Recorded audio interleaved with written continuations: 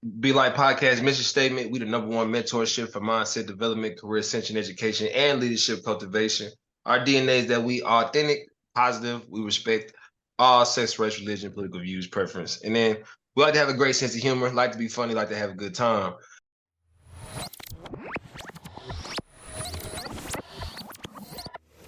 Welcome back to the Be Like Podcast, baby. It's your boy K.Sloan here with the homies. Chestnut checkers, baby. Chestnut checkers. Yeah. And then you got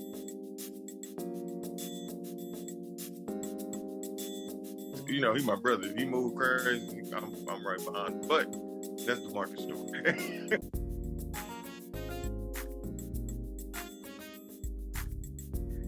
But if you winning, talk. It's fine to talk. It's fine to talk.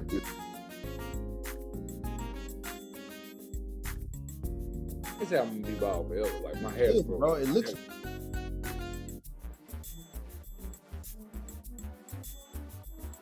All right. That's cool.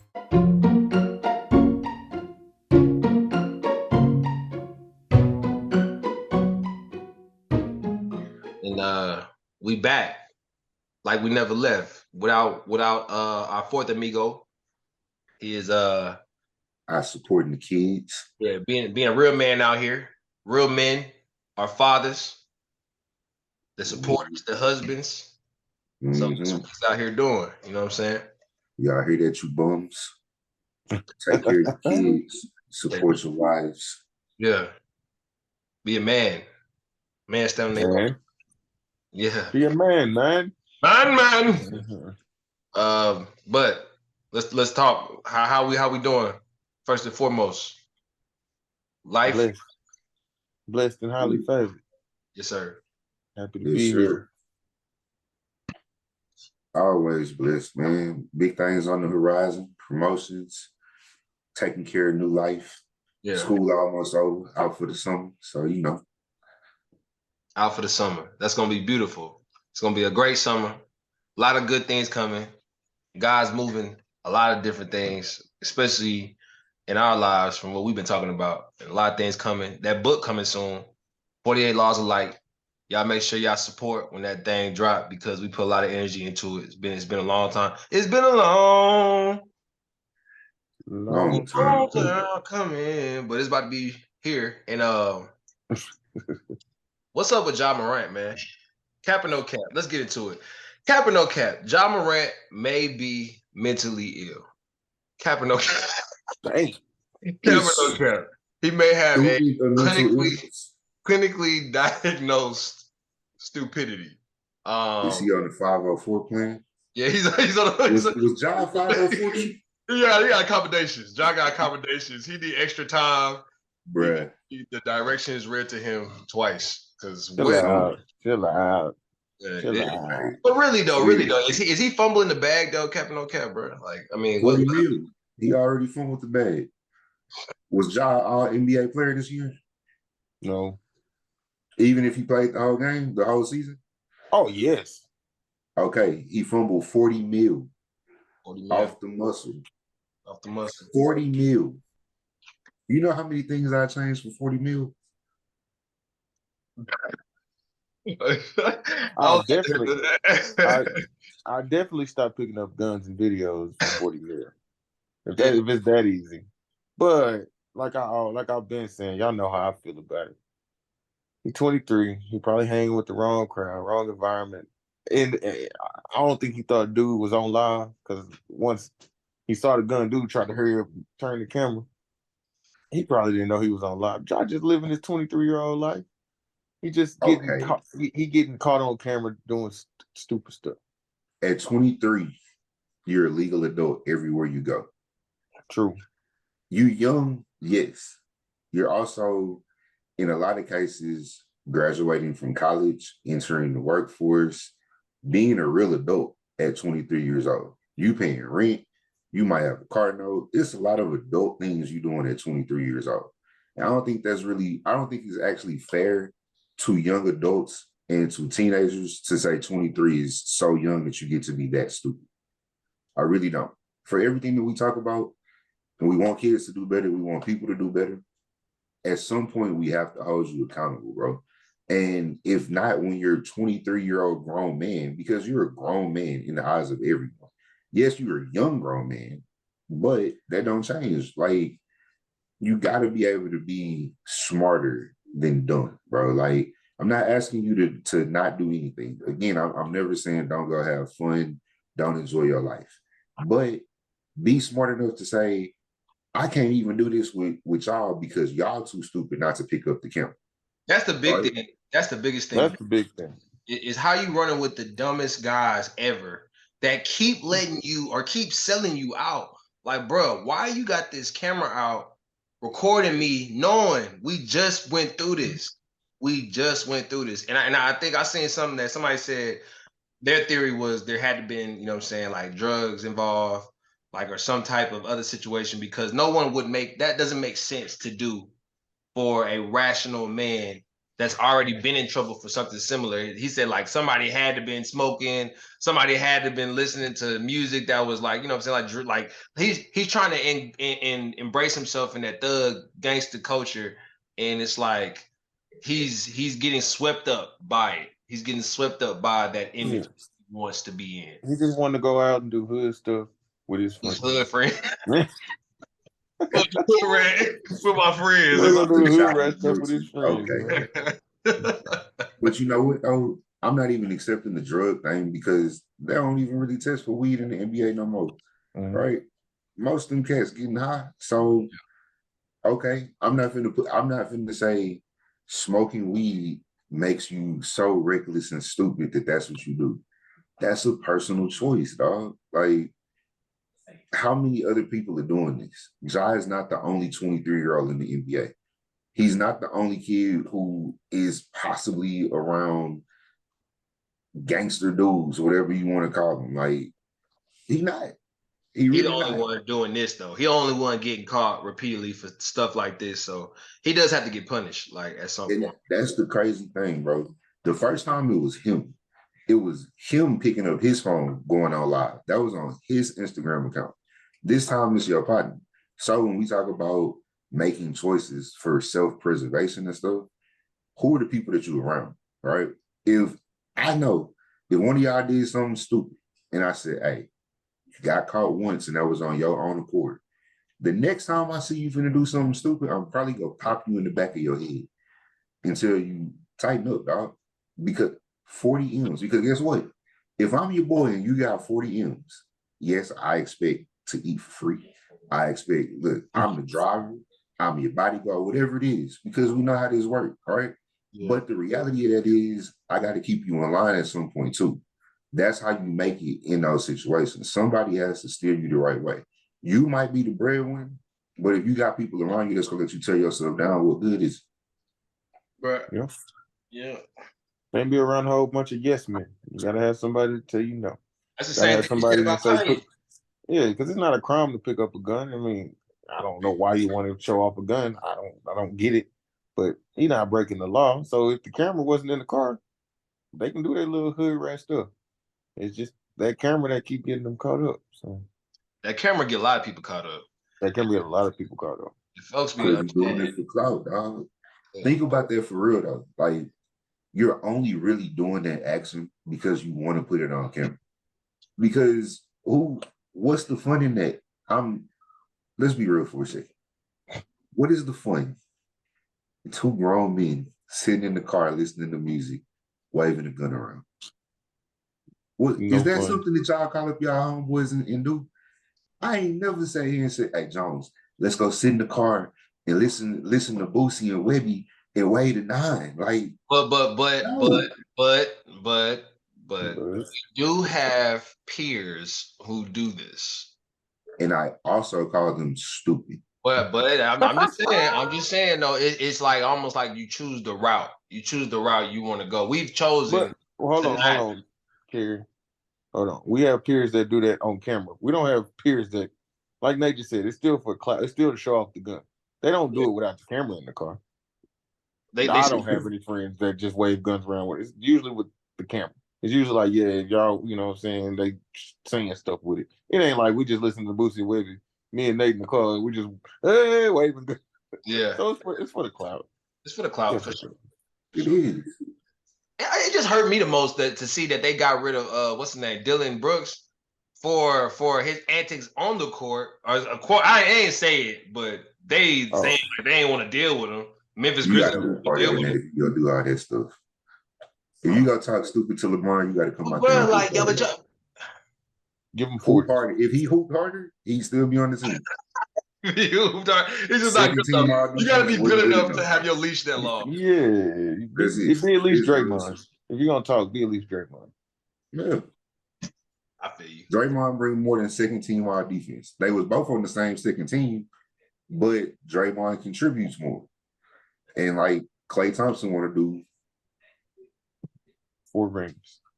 That's a style of play though, but I don't know. I mean, there's a lot of guys that we could say fit that mold, like Steven Jackson, like Ron Artest, like you know what I'm saying, dudes that was like average numbers, getting on everybody's nerves, being ridiculous. But Steven was a little intimidating. Ron was definitely intimidating. Dylan Brooks looked very chihuahua compared to those. Brother, you're lame, you're Shane Battier. Like, like, yeah. Dang, man. Yeah. Oh man, I'm Shane Battier. No, that's wild because Shane was not it. All right. So I think we could get into this. So let's talk mental health, man. Because we are the #1 mental health media outlet in the world. I don't care what nobody say, bro. We #1. You know why? Because we 4 black men that believe in building mental health within people. Tell me how many more people they know that's doing it like we doing it. They don't. Y'all point them out. Y'all show it to us, and then we'll tell y'all that, okay, we'll give them some flowers. But at the same time, still don't matter because you're here. But going back to the topic at hand, bruh, so let's talk this jealousy this jealousy and how that plays a role in us on the inside, mentally, how that damages us. J.Jones, how'd you want to frame that, bro? So I was actually listening to pastor, his name is P.C. Ray. He was saying that money is not the root of all evil because that's just a tool. It's or the love of money is not the root of all evil. He was saying that jealousy is. He said because most of the time people shooting each other, killing each other is because they're jealous of what the next person has. If we didn't care about, if money was just money and everybody had it, nobody would be probably robbing and stealing from each other. But since this person moved out of the hood, got the big house and nice cars, we get jealous and we want that. And that's when we go and try to, rob or harm that person. So he was saying basically that the love of money is not the root of all evil. He thinks that jealousy is. And I was like, that actually makes sense to me. So, how do you curb jealousy? Do better for yourself and realize your focus is individual and not on everybody else. Identify what you feel that your shortcoming is, and you address that. Don't compare it to other people. mm-hmm. Right? That's what I was about to say. Somebody sent me a clip. I don't know if y'all never seen the show Key and Peele. It's sort of like comedy skit show. But they did one where it was a dude, like he was a school bully, but it was so in depth on what he was saying. It was like, I'm coming to bully you because I see you reading a book, and I'm really self-conscious because I can't read really well. So I get in my feelings because I see you reading, and that makes me feel lesser than you. Yeah. And it's like, it's jokes, but that's reality, bro. Like, that's real. That's what jealousy really is. You got something that I don't. Instead of me working on me to go and get it, I'm gonna take out my frustrations on you. Maybe I'm gonna take it from you, if we robbing and killing, whatever. But now I'm coming after you in a negative sense instead of letting it motivate me to go and get what I want. Yeah. Go ahead, bro. No, and I was gonna say, even appreciating the things that you do have. You know what I'm saying? Like a lot of people through social media, through life period, through media period, we see the come ups. We see all these people go from rags to riches. Yeah. But if you middle class or whatever class you are, still appreciate the things that you do have. That kind of, for me, that helps me with everybody, you can see something like, dang, that does look nice. But then appreciating the things that you do have help you like, oh man, but that's that's their life. I'm still living mine. I'm gonna get there one day. Like Nate said, I'm gonna work harder. I see you, it motivates me instead of me being like, I'm gonna go steal your car or rob you. I can get there one day if I just keep working. So appreciate the things you do have and keep working toward your goals.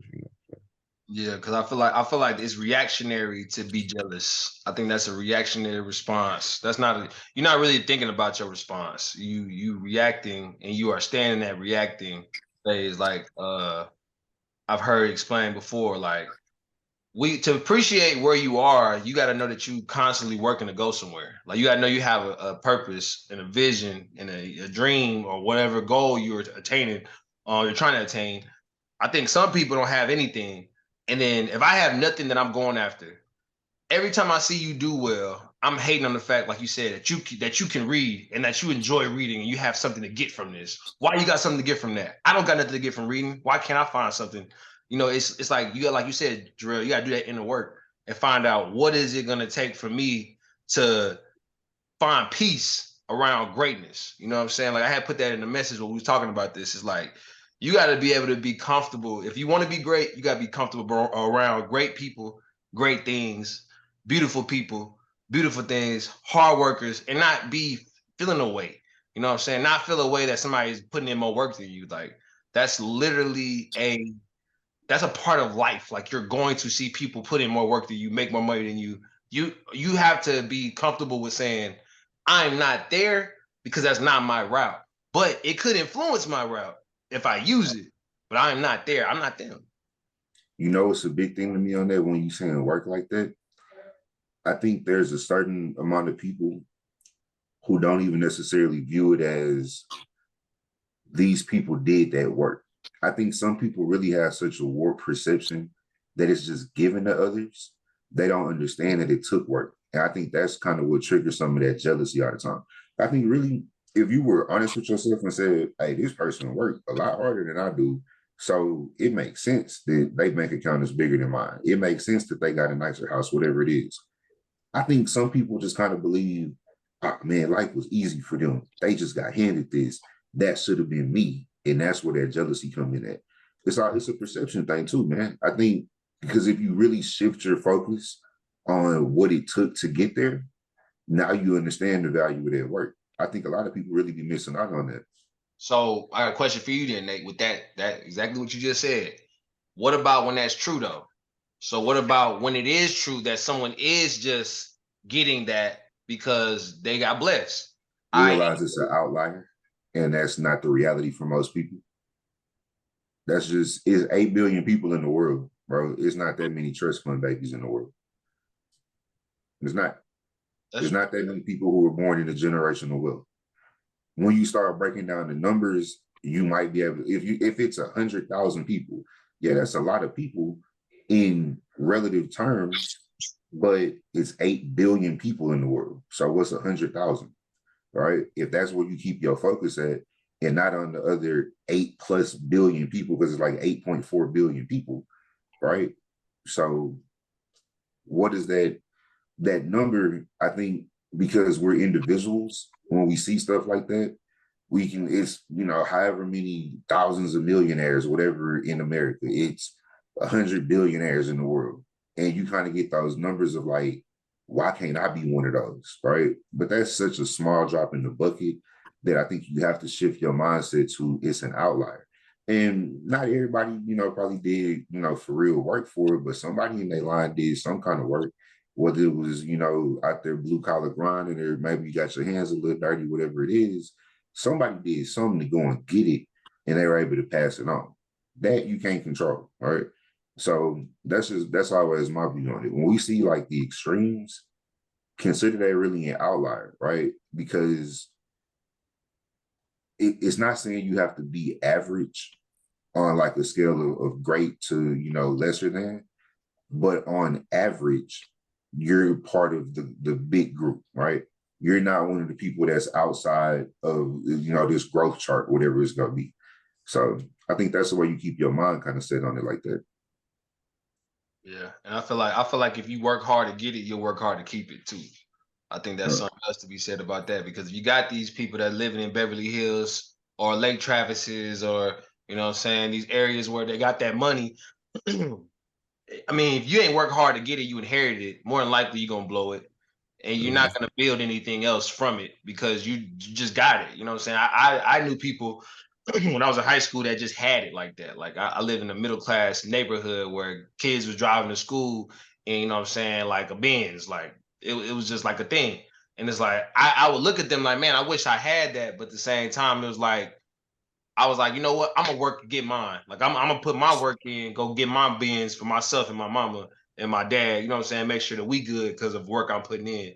And I think that kind of aided my hunger a little bit in regards to how I saw things. You know what I'm saying? Like just, I mean, people gonna have it around you. Like, and I think you got to be comfortable, like just knowing that people gonna have it. Like, and it's cool. Like I actually want people around me that have it because it moves me. I think it moves me personally to be around greatness, money, uh, inspiration.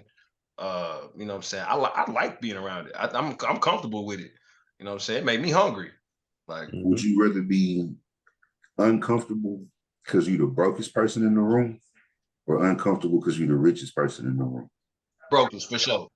For Exactly. sure. 1,000,000%. That's the way I look at it. I Yeah. want to say, hey, man, look, cuz over there sitting on 10 figures. I need to go up my game. Yeah. Not I'm sitting here with 20,000 in the bank and I gotta watch my back because I don't trust how you move.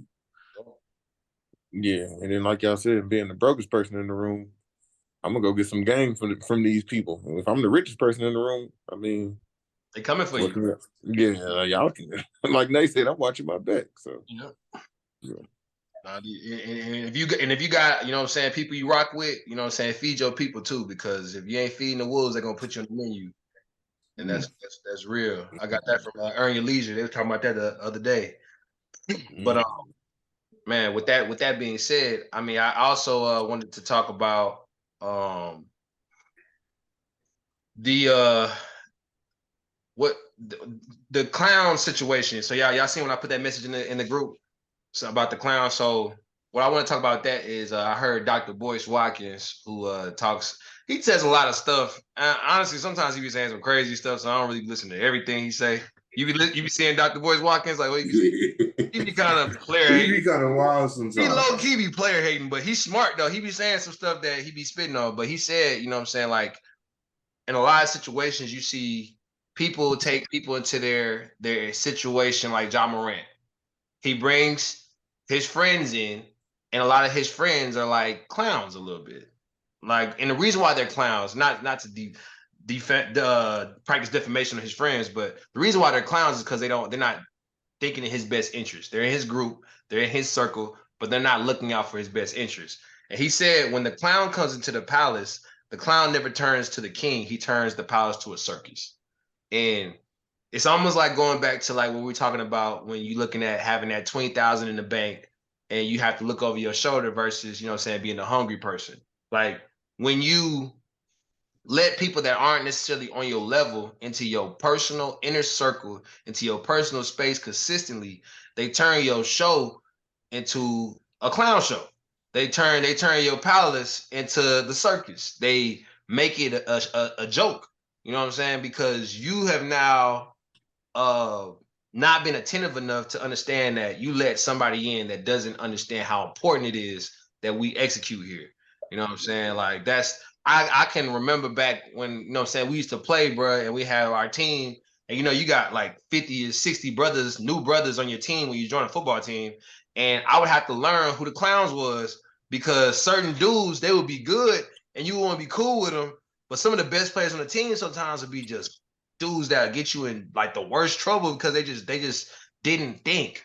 And I never like rocking with people that don't think, like people that's just irrational. You know what I'm saying? We go to the gas station, we pull up, we go and, so we know what I'm saying, we going in to buy something, we come out, you got a whole bunch of stuff that you ain't bought. Like, what you doing? Like, you know what I'm saying? Like you turning my show into a circus. Now, what happens when, and then usually those types of people, they get offended when you bring it to their attention. Like, yo, we don't do that.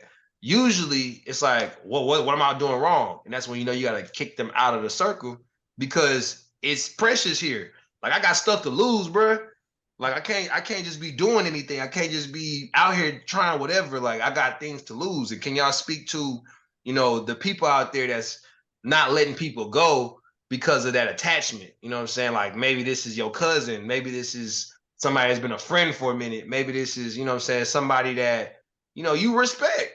Cause I ain't gonna cap, bro. I got the phone with somebody, man. And I was thinking in my head, bro, like after we got the conversation, cause while we were talking, I was thinking of all the ways. I was like, man, I feel like I can help this person. I can help this person.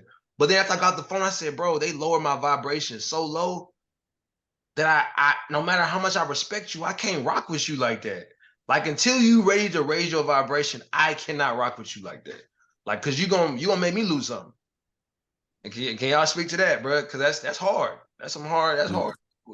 It's tough. That's tough, bro. Yeah, but I was watching. I was watching this documentary about King Von, actually. Rest in peace. And they were just saying how Lil Durk basically was. I mean, he used to be in that stuff, but he moved to Atlanta. He was trying to get away from Chicago because he knew Chicago wasn't good for him. But when he brought on, you know, King Von with him, King Von was a little, you know, he was a little Rambo, real Rambo. So they were saying basically Dirk was trying to save his life, kind of like you said. We're trying to bring people up to where we at, trying to bring people to the palace. But Von wasn't on that, and he almost got Dirk into trouble because at a club, you know, he shot at some people. Dirk was in the car with him. Now they both on trial. So, like you said, you just have to know when it's time to let people go. Like, you know, when you're moving up, when you making it, when you on the outside of the palace, 1 foot in the palace, and you have friends that's Rambo, you got to let them go, man, because they can mess up your future. So they're gonna blow it. They're gonna make purify poison, dog. Can't purify poison. If you put 1 drop of poison in some water, you don't say that the water got purified. You say I can't have this water no more because it's poison. Right. The same way you got to treat people. Like you just got to move around. It's really it sucks because these are usually your people that you came up with, and you don't realize that when you're young. You don't realize that maybe until you make it, but you got to cut people off. Like that's self-survival, bro. Like that again. We talk about self-preservation. If you're poisoning what's around me, I got to cut that out. We talk about cutting out cancers, right? That's cancer. It's going to spread. At some point, it's going to spread. So you got to remove it. It's really a cut and dry thing for me, bro. Like you just have to be okay with it. You got to be okay with losing relationships and losing people. Y'all can figure it out. You come back around later, you come back and you change your life, you find that antidote that you need, then cool, we can rock again. But until then, I don't want to skate with you. I don't want to kick it with you. I don't want to kick it with you. None of that. It's important though. I think it's the biggest determining factor to success, bro. Who you let in. Like I think they were talking about economic freedom on something I was watching, and they were saying like your choice of your spouse, who you let in, one of the biggest determiners of your economic freedom. You know what I'm saying? Your friend group. You know what I'm saying? Like again, we always talk about content. Talk about just everything that you let touch your space, touch your energy, come close to you. It is determining your future. And that's sum total. You cannot think that you are strong enough to fight against the environment that you created. Like you're not gonna fight against it. You're not gonna fight against that. She keeps spending all your money, bro. It's time to have a sit down conversation. It's time. That Sheen cart ain't worth not having no house and living in an apartment on the floor. You sleeping on the floor, bro. Tell it. You know what I'm saying? Y'all got to figure it out. You feel me? Hey, like forget the Sheen cart, the Amazon cart, the Amazon cart. Let me say that a little bit louder. The Amazon cart at 2:30 in the morning is not successful. Hey man, we're talking about some Amazon. The devil is not welcome. Yeah, for real. But no, and also know your worth, because I know some people think I don't want to leave the hood, or I don't want to leave my book. But hey, when your worth grow, they gotta go. Yeah, you know what I'm saying? If they worth ain't growing with you, so yeah. Think about what kind of negative self-image that is if you don't want to leave the gutter, dog. That's all you worth for real, like. But some people identify with it though. That's the thing. And the thing is too, this is the other side of it, Nate. This is the other side. This is the counter argument. When you tapping in, sometimes you go back there. Like I think that's almost like your connection to your people. You know what I'm saying? Like that's the authentic you sometimes. Like you're not whole.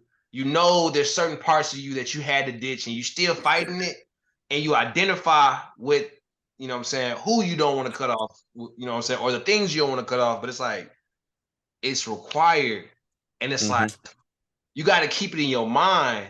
You can't have it in your world. Like you can't, you can keep it in your mind that you think like that sometimes, but you can't let it come out here and be a weight. You know what I'm saying? Like I feel like it can't be. I agree with that. Back. You feel me? I agree with that. I think I'm not telling you lose a part of yourself. I'm telling you either control it or grow a different part of yourself for different environments. That's really what it is, right? Your environment is going to change at some point. We said it a long time ago on here. You can't be in the boardroom acting like you in the trap house. Straight up. Yeah. And like you just said about cancer, I mean, I have a client that has cancer. It's under control. So they controlled it. They didn't have to cut it out. So like you said, if you can control the circus, if you can control your friends, if they understand Ja Morant, if they understand where you are in life and they control themselves, keep them around. It's when they can't control themselves, when you have to be like, all right, y'all, I got to move around. You know? But you can't really control your friends. But I get what you're saying though. You can control yourself and teach stop them. picking up the gun, boy. Yeah, you can. I can't say I can control them, but I have influence over my friends. Right. Exactly. So that's what I'm saying. Like if you can influence your friends in the right ways and they know who you are and where we all are, yeah, bring them to the party, bring them to the palace.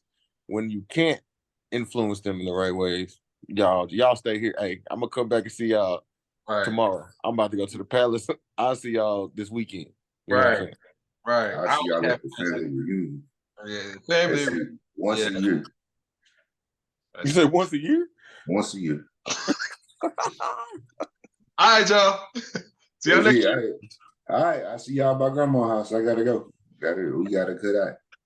Nah, that's real though. That's real. Now, and I also wanted to talk about, bro. So then, boom. So, I want to talk about the fighting situation. So, I guess one more thing with this eighth place trophies, right? So we were talking about this. I put this topic in the group chat. Everybody was like, I don't know what you mean by this. So I want to kind of explain eighth place awards, eighth place trophies. I heard Gary Vaynerchuk, shout out to him. I'm gonna plug him because he's the one where I heard this from. But he says that the problems that we deal with Gen Zers, which are Nate clarified, those are 97 to like 2000s, 2010. 97 to 2012. 2012. There you go. 2012. 11 to 26-year-olds, according to Google. 11 to 26-year-olds. So really, I think he was more so talking about your 18 through 26-year-olds. And what it is a very entitled spirit that has come with eighth place awards that they dealt with over time. So, you know what I'm saying? They would have a competition and they would reward the first, second, third, fourth, fifth, sixth, seventh, and eighth place finishers. And with that, it created this entitlement, this entitled spirit that because I went out there and gave it my all, I deserve to get an award. And that is something that I don't know anything about because J.Jones, you got a funny story I think you should share with everybody about what your mama did, but I don't want to get stick under. No. But I'm gonna say that eighth place was never something I would keep in my seventh. I remember I had a 7th place ribbon, and I specifically remember. I got one, bro. I got one. I think it was at field day or something, and I remember leaving it on the teacher's desk. Like I was like, I don't want this. What is this? Yeah, it was field day. I was like, I don't know why is it yellow? Why is it yellow? I'm gonna leave it right here. It's yours. It's like, it's yours. This is yours. And I'm like, bruh, 8th place trophies has made it to where people feel entitled. And entitled spirits don't really fight. you're not built for the grind of life when you know what I'm saying, think you should get something for just giving it your all. Your all is not your all a lot of times will not be enough to hit the mark. And that's just something people need to get in their heads. Like, I got this locked in, bro. When I started teaching, I sucked. I know I sucked. I was not good, but I went to work every day, bro. I used to go to work at like 5 o'clock in the morning. It'd be dark. I was in El Paso. You know what I'm saying? I ain't speak Spanish like that. 98% Spanish speakers in my school. I'm teaching EL. I was not good at what I was doing, but I knew that if I gave it everything I had, at least I'd be able to sleep at night knowing I gave it everything I had. Not that I should have gotten credit for giving it everything I had. I just had to give it everything I had because that's what I was doing. This is what I do. I give it everything I have. 1% better every day should be more so of a goal than trying to get an award for giving your 100. Your 100 may be very below average, ma'am. Or sir. Or sir. Either or them, or they. Yeah, there you go. It could be very below average. And you got to accept that. And you need to be real with yourself and let people be real with you and stop getting booty hurt behind criticism. Mm-hmm. Like, bro, like, relax. Let take some real talk. So what y'all think about this 8th place talk, man? What y'all Go first, real. Huh? Go first. I'm gonna tell the story. So yeah. You know, we in Pee Wee football, we had like freshman, sophomore, junior, senior in my Pee Wee football. So my sophomore year in Pee Wee football, we got to the second round of the playoffs. We lost to Deshaun Hills. They know who that is. In the Oilers. And they gave us a trophy for 4th place. Whatever, at our banquet. I got in the car. My mom looked at that 4th place trophy and was like, do you want this? I was like, I mean, it's a trophy. She was like, but y'all didn't win. We got home, she threw it somewhere. I didn't see that trophy. It went to the trash, to the dumpster. I don't know. I never saw it again. So yeah, junior and senior year of my Pee Wee league, we won 2 Super Bowls. And she was just happy for me. And she was like, this is what winning feels like. Like, this is what you get trophies for. You don't get trophies for 4th place. In football. You know, some in track, you might. But in football, no. You don't get trophies for making it to the second round. So like I told Kerry, it ticked me. I was mad. I ain't gonna lie. I needed to win. Like, because I mean, that's how I was taught. Like, if you're gonna play, at least try to win. Like you said, try your best. And me not seeing my 4th place trophy again drove me and my team. Was a really good team. Was a really good team. This was the best little league team ever assembled. The best little league team ever assembled. That's a if it was 30 kids on this team, 29 of them got college scholarships. Yeah, for real. Like, for real. Like, no joke. This is the greatest little league team ever. Yeah, we all went. It was a really, really good football. But we went undefeated, and then we won another Super Bowl, and it was almost like a real reward. I felt like, yeah, we earned this one. So I think, like you said, Kerry, getting 8th place trophies or all that stuff, it's almost like I deserve to get a trophy because I participated. I don't believe in that. And I think that's why I'm so competitive, even at work. Like you said, Kerry, even if my best isn't 1st place, I can go home and be like, hey, I did my best. Yep. I don't want to give 75% and lose when my 100% can win. You know what I'm saying? So that taught me a real lesson, and I'm glad she threw away that 4th, because you never know. I probably would have been cool with 4th place if she didn't do whatever she did to that trophy. Probably burnt it, but no, just playing. Threw it away. So I totally agree with what y'all are saying from a competitive standpoint, from a drive to be the best standpoint. I completely agree with it, but I'm gonna DeMarcus this also. And not really devil's advocate. I just want to throw a different avenue out there. I'm not saying it's okay to lose. It's not what I'm saying. But I also want to acknowledge that everybody isn't like us. And for some people, maybe you're never going to get that 1st place trophy. So it is okay if you get a little bit of acknowledgement for your actual effort. I think that's okay. Because I don't want to, like, just completely crap on people and be like, hey, you wasn't 1st place, so you really nothing. Like, although I do believe Ricky Bobby's dad was right. If you're not 1st, you're last.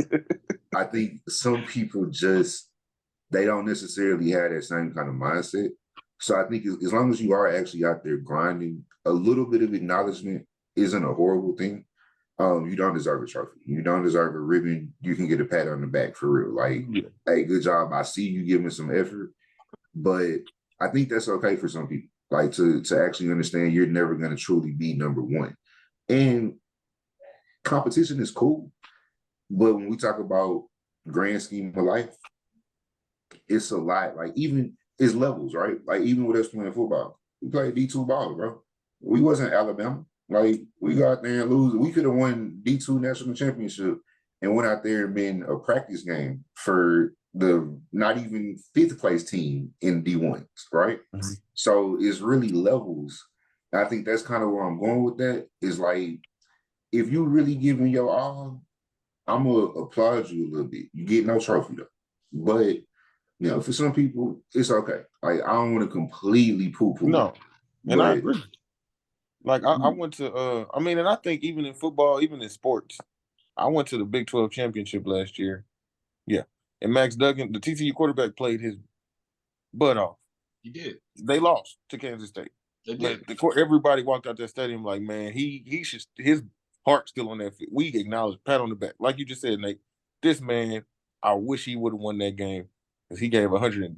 You can't give 120%. He gave 100%. He gave 120% that game. He really did.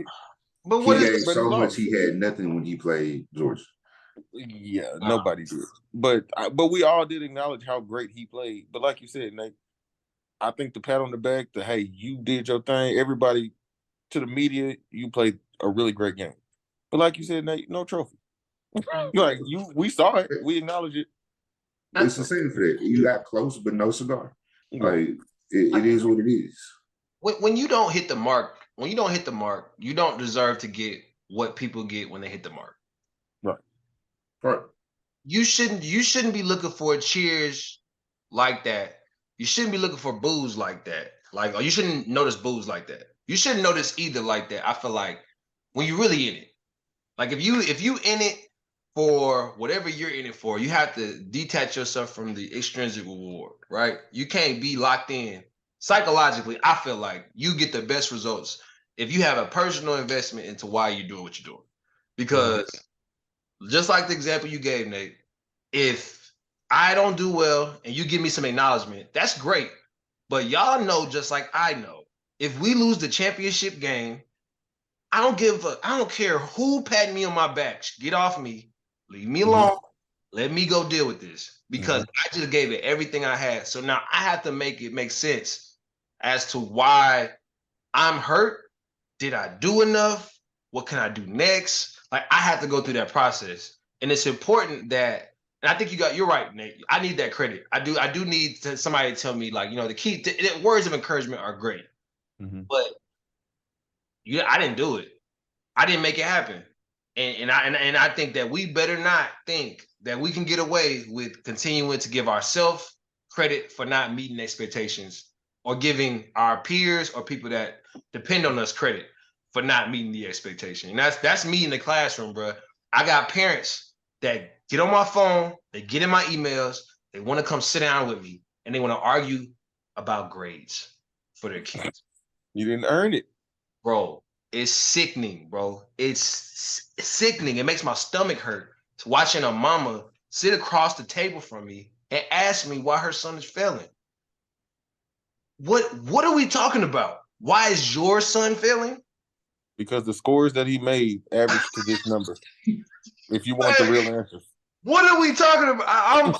It's sickening, the crazy part is usually not even because your son is dumb. It's because your son lazy. Your son don't come in here and do his work and don't try. That's really what the answer is. Bro, it's disheartening because it perpetuates this culture that we're talking about. That because you think that he or she gave the effort that it took, they should get something. But I'm glad you bring up school because it's different. We talk about it from a sports standpoint, but think about it from a school standpoint. Literally every kid in a school can be on the honor roll. Every kid can. Because if you come in here and do your work and get an A and a B in all your classes, you made the honor roll. And that'll be the oldest thing a school ever did to say we had all 10,000 of our kids make the honor roll because everybody came in here and actually grinded it out and took it seriously. Not just because you showed up, not because you turned in D-level work, but because you actually came in here and tried. Because it's not, everything isn't you versus them, right? That might be for who got, magna cum laude or valedictorian, whatever it is like that. But in reality, it is a group pool of success in some things that everybody can be a part of. You just got to swim into the pool. And my wife got magna cum laude. I did get that. Hey, Nate, everybody didn't go to Westfield. Everybody didn't have 10,000 people at their school. Right. hey, but nah, for real, like that's real though, bro. That's real. And I think another thing is too, like now that we on this, I'm gonna talk to the parents one time for the one time. If you got kids, be careful. Since we're talking about school, this is a very brief interjection. Be careful with special education. And the reason why I say you should be careful with special education is because there's a lot of ways that kids can be coded special ed. Mm-hmm. Very, very subtle ways. And when they code a kid special ed, we joked about 504 plans, but accommodations are required and it allows for built-in excuses. I'm not saying that it doesn't work because I think that some kids do need support. But when you tell everybody and their mama that they got to support your kid and they need to put every single mode of assistance in to support your kid, you teach them that they need a crutch to move through life. And once they get out of that system and that structure and that institution that supported them wholeheartedly in every single way, then they gonna need another institution that's gonna support them the same kind of way. And there's not a lot that do that other than prisons. Really, other than prison. Ain't no 504 plan at work, dog. You know what I'm saying? And a lot of they're not gonna tell you, you know what I'm saying, frequently remind you to sit down anywhere else other than in a prison. So and y'all gotta physically sit you down. They're gonna sit you down. So it's like you gotta be understanding of what you are grooming your kids for and just translating that to yourself. Like, what are you getting yourself ready for? When you only deal with situations where people are, making you feel, okay, I'm good here.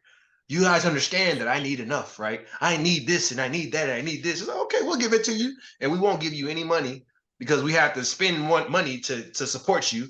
So you can't handle anything on your own. Something to think about.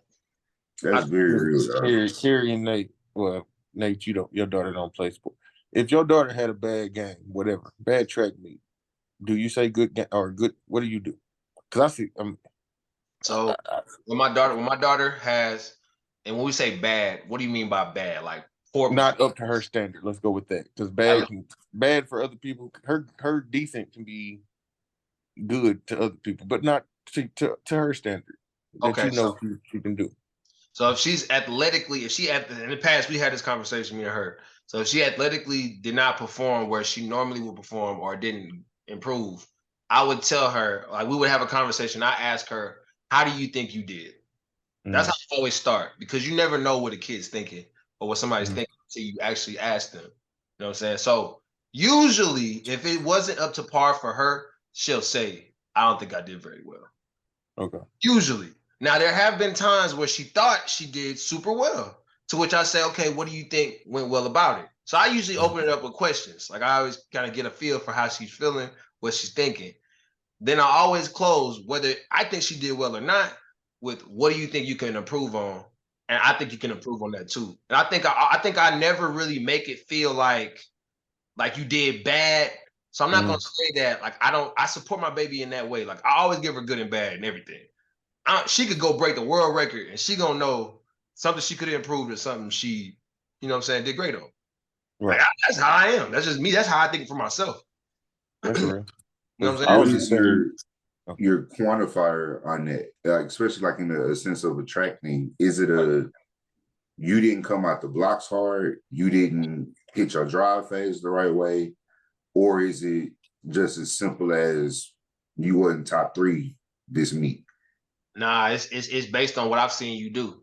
You know what I'm saying? Okay. So if we've done this before and you've got out the blocks and had a great drive phase, like most times you've done that, and this time you didn't, but you did well. I'm gonna say, okay, do you feel like you did that well? Because this looks a little different than it looked in the past. Yeah. That's really what's important to me, because they go back to the levels thing. You might just be faster than all them other kids, but you didn't hit your technicals the right way. Right? You might have hit your technicals the right way, and I'm good with that. And you went up against an Olympian today. So, you know, it is what it is. Right. And that's, we know that too. Like, you know what I'm saying? Like, I feel like we played games before. We all did sports and we've been in jobs and we did not have the best day, but we shine publicly. You know what I'm saying? And that's the most, I think that's one of the darkest, most evil situations to be in, when you shine in publicly and you know, like you didn't do good. I was just better than y'all. I'm just better than y'all. Like, yeah, that's just what it was on that day. And you get better. Yeah. No, I was asking that. My pops used to say, and he watched football. He didn't even watch the line. He was a running back. But one time, I think I had like 2 tackles. But I had a decent game because I was getting double teamed. And after the game, he was like, you know, you suck today. And I was like, dang. But yeah, like he didn't even like say you did this, you did. He was like, bro, you look like you had a like you suck today. And I was like, but I think one thing about me and my parents knew, they knew how to like. I was one of the kids you can motivate by saying the S word. Like when you say suck, I'd just be like, that's a bit. I can run through 3 people now because you said I suck. So. Yeah, but I was just wondering with little girls, you know, I was like, I don't know. My mom and my dad did me the same way though. That's why I went to my daughter, because I remember, bro, I came home. I had broke the school record for rushing yards, bro, and I came home late that night too, because we barely won. And man, I came home. I'm on a high. You know what I'm saying? I'm feeling good. I'm like, you know, I'm a little sore or whatever, but we got to go eat. Man, we get in the car. As soon as I get in the car, because I had broke for like a 60-yard run, but I got caught. Like I didn't get all the way to the end zone. I got like caught like 2 or something like that. Man, as soon as I get in the car, you know what I'm saying? Everybody riding. And my mom like, boy, you look like you was running slow on that 60-yard. I was like, Mom, I just broke the school record. What you talking about? She's like, what do I need to do? Yeah, I'm like, damn, you ain't gonna give me no. But she, like you said, she knew how to make me want more. Because the next time I got in practice, boy, I was like, man, my mom ain't finna sell me out like that no more. Oh yeah, I was like finishing every run. I was trying to like prove to her that I'm fast. Yeah. Like I was like, you know what? Side of it, it's some things you're supposed to do, and really, I never look at it as like the successes are special. Those are what's supposed to happen if you do it right. Yeah. You're supposed to bust 60 if you hit the hole the right way. Right? If I block the right way and you hit the gap, you're supposed to go score. And so when you don't score, that's a bigger issue. Oh, the O-line, you know, your hair, boy. The O-line, look, you sound like an O-lineman right now. Oh, what? You talking about what your mama telling you slow? When your mama asks you why you didn't pick up a safety that was blitzing, why did you even see that? Why do you even know football that well, mama? Like, dang. Or when your mama say, hey, that boy hit you on your chest kind of hard. Yeah. You right. He did. I felt that one. It's okay. But that's real. It's the little things like I think it's easy we can say this about sports, but it's in life too. Like, no, everything won't always go right. But when you're doing things the right way, it's supposed to be successful. So it's when you don't do something the right way, identify that. That's where you have to make your corrections at. Yeah. The right way. The right way is important, because they say discipline. You remember Coach B used to always say discipline is doing things the way it's supposed to be done, when they're supposed to be done every single time. You know what I'm saying? Like every single time. And when you don't do it, then you're being undisciplined. No matter what happened, you were being undisciplined. So when you run up against a better competitor and you lose to that competitor, let's look back at the track record. How often were you being disciplined? Because those little things, like you said, that's the process. Add it up, and you got caught.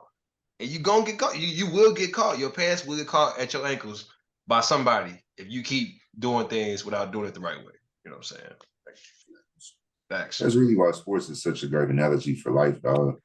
Because if you really not technical, you go get beat. And it's always the eye in the sky don't lie. I used to get chewed out so much because I ain't take the right step. I'm faster than this dude. Okay, I put him on his back, but I didn't do right. Mm-hmm. Then when you play Jackson Jeffcoat, you know what I'm saying? You play Jackson Jeffcoat? Man. That was a UT guy. He was a UT guy, right? He was a UT guy. You ain't got to talk about it. The UT guy. He was a UT guy. He was a UT guy. But no, that's real. Because we played a lot of, when you play those lesser teams, you do leave with, you feel good about yourself. But when your coach, like you say, the eye in the sky, like, man, like this team ain't won a game yet. Why you ain't dominating this team yet? You know, I got you. You go out there and play somebody on your level, and you feel it. Like, you feel it. And that's like with money too. Like, you know what I'm saying? Like when you good on money, I ain't gonna say y'all, but I know me because I had to be disciplined. Yeah. When I'm good on money, boy, man, I mean, what? Y'all trying to go eat? Like, oh, y'all trying to go? Y'all drink? Y'all all want drinks? Everybody wants a drink right now, right? That's how y'all feel. Because you know I'm good. Like I'll be like, but like, you can't do that though when you're on top. You got to keep them same principles that got you there, that helped you grow that money. You know what I'm saying? And that's the same thing, that discipline. So it translates, bro. It translates. You gotta be just dedicated, like Embiid said, to the process. Trust the process. Trust the process. That's how he became MVP. That's how he got Doc Rivers fired. Shout out to James Harden. Bro, what? We ain't talk about that. That's a whole other podcast. Why? Y'all I'll say this. Y'all better stop thinking these jobs, like we said before, you gave it your 100. You one of the best records in the East. You know what I'm saying? You take the Sixers to the furthest we've seen them go in, I don't know, since AI. Bye. Peace. Fired. Get out of here. Your best is not enough here. Because sometimes you might be a scapegoat. As much as I critique Doc Rivers, there was no Doc Rivers. James Harden didn't score in the fourth quarter in 3 straight games. He sucks. His playoff James Harden is definitely a different human. He's not the same. It'd be like that, bro. He still got 500 M's. Hey, that point. I bet you wish you had playoff Jimmy though. Let's go. Playoff Jimmy said he's the best in the world. And playoff Jimmy might be different. I don't know what this dude be doing in the playoff. Look at Jarrell face. I like Jimmy, but you're a Heat fan. I'm a Heat fan and a Bears fan, so I get to talk. You didn't have to say the second part. You didn't have to say the second part. Man, I got some real weird regional alliances, but why? Bro, you a Philly? You Philly and who? Who your best? Boston. Well, not Celtics. Boston. Red Sox. Red Sox. Sox Nation. Although they got 13 teams though. He got 13 teams across all sports, so he already said. Nah, but man, so you know what we got to unlock the lights, man. How we unlocking the lights on May 18th, going into the summertime? You know what I'm saying? How we being safe? Paying that light bill. Yeah, please. It's too hot without that. Yeah, make sure your AC good too, y'all, because the ACs like to go out there in the summer for some reason. Oh, why? It's always man. Knock on wood. Staying consistent with the stuff that you do. Stay consistent with yourself.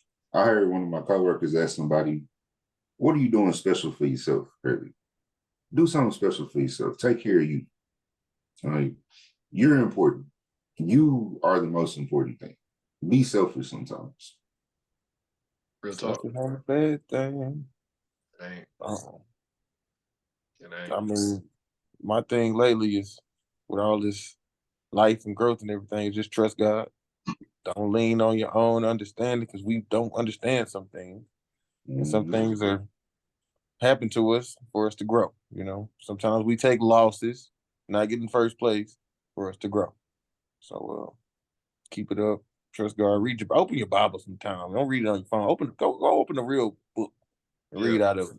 So I second that, and I close with saying, you know what I'm saying, if there is no struggle, there is no progress. You know what I'm saying?